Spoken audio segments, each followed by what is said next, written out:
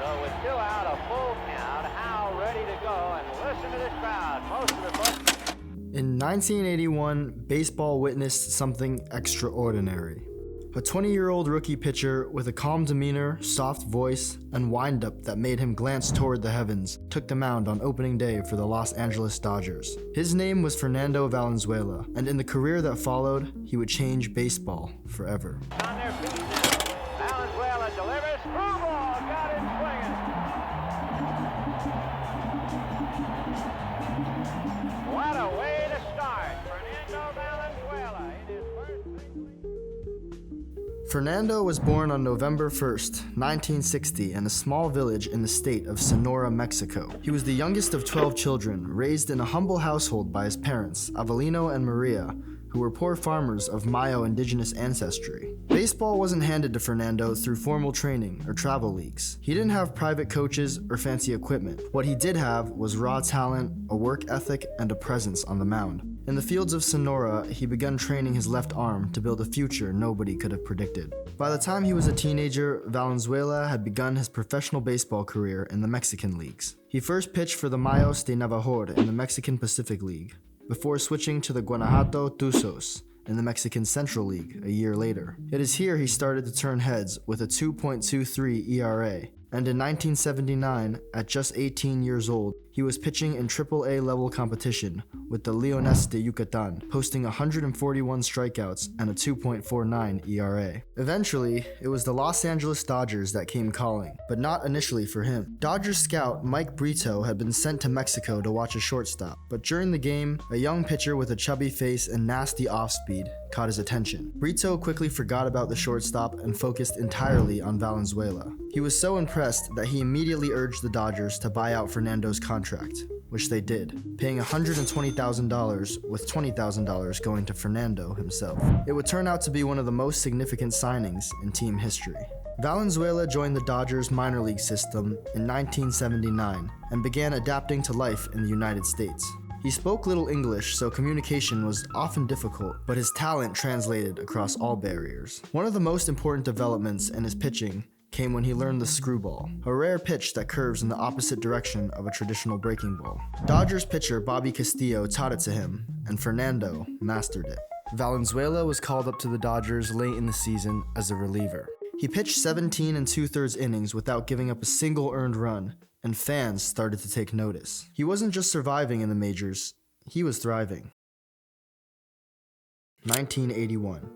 Opening day. The scheduled starter, Jerry Roos, injured his calf just before the game, and manager Tommy Lasorda turned to Fernando, making him the first rookie to start opening day for the Dodgers. Fernando didn't flinch. He threw a 5-hit shutout against the Houston Astros, striking out 5 and walking none, and the Dodgers won 2-0. The crowd fell in love instantly, and what came next was something baseball had never experienced before. Fernando didn't just win his first start. He won the next 7, and through the first 8 starts, he threw 5 shutouts, pitched 7 complete games, and only allowed 4 earned runs. His ERA was .50, and in an era of high-powered bats and long home runs, Fernando was making the best hitters in baseball look completely helpless. Fans couldn't get enough of him.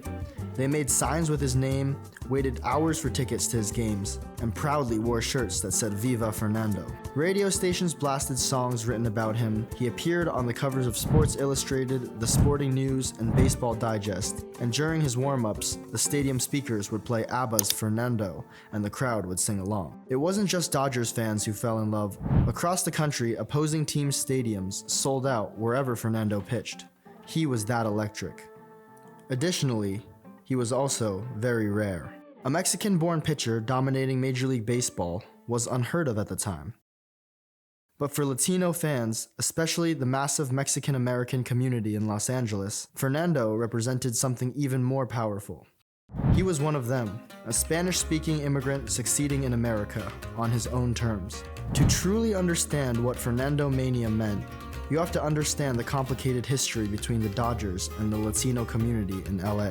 Dodger Stadium was built on land taken from hundreds of Mexican-American families in the 1950s through eminent domain. That community, known as Chavez Ravine, was promised public housing that never came. Instead, the land was sold to the Dodgers at a discounted price, and the stadium was built over what used to be their homes. Many Latino families never forgave the team for it, but Fernando helped bridge that divide. He made the Dodgers feel like LA's team again, for everyone. Latino families who had sworn off Dodger Stadium started buying tickets. Spanish-language radio broadcasts of games, led by legendary announcer Jaime Ravine, soared in popularity. Kids across East LA began practicing his unique windup in their backyards, and the team's identity began to shift. They were no longer just Brooklyn's team in a new city. They were LA's team, rooted in the heart of a changing and diverse metropolis. Fernando's 1981 season was more than a sensation. It was historic. He won the National League Rookie of the Year and the Cy Young Award, the only player in history to ever win both in the same season. He started the All-Star game, led the league in strikeouts and shutouts, and finished with a 2.48 ERA. In the playoffs, he delivered again. He pitched 2 complete games, including one in Game 3 of the World Series. With the Dodgers trailing the Yankees 2-0 in the series, he threw a 147-pitch complete game, willing his team to victory despite not having his best stuff. The Dodgers went on to win the series in 6 games, their first championship since 1965. Fernando went on to make 6 straight All-Star appearances from 1981 to 1986. He led the league in innings pitched and wins and threw 113 complete games in his career, something almost unheard of in today's game. In 1990, he threw a no-hitter against the St. Louis Cardinals, just hours after Oakland's Dave Stewart threw one across the country. It was the first time 2 no-hitters had been thrown on the same day in modern baseball history. He was also one of the best hitting pitchers of his time. Fernando won 2 Silver Sluggers and even appeared as a pinch hitter. In 1990, he hit .304 as a pitcher, but all that work took its toll. From 1981 to 1987, Fernando averaged over 260 innings per year. By the late 1980s, his shoulder began to wear down, and by 1988, the year the Dodgers won another World Series, Fernando was injured and left off the postseason roster. Though the team gave him a ring, he chose never to wear it, claiming he didn't do enough to earn it. He was released in 1991 and spent the next few years bouncing between teams. The Angels, Orioles, Phillies, Padres, and Cardinals, and eventually a brief return to Mexico in his 40s. But even with his playing days coming to an end, Fernando remained a beloved figure.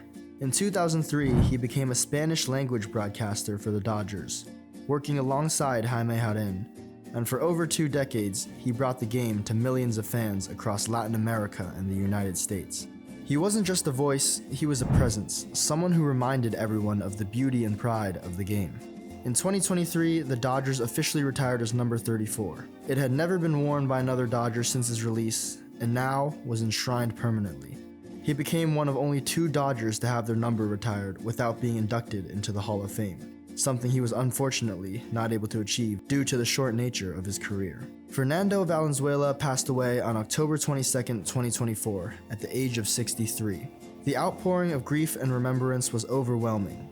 He wasn't just remembered as a great pitcher, but as a cultural icon and community hero, a symbol of what was possible when talent met opportunity. His legacy lives on in every young Latino pitcher who dares to dream, in every fan who fills the stands of Dodger Stadium with the Mexican flag on their shoulders, and in every voice that rises during a Dodgers game in Spanish. He helped change baseball and connect a divided city, and for that, it will always be Viva Fernando.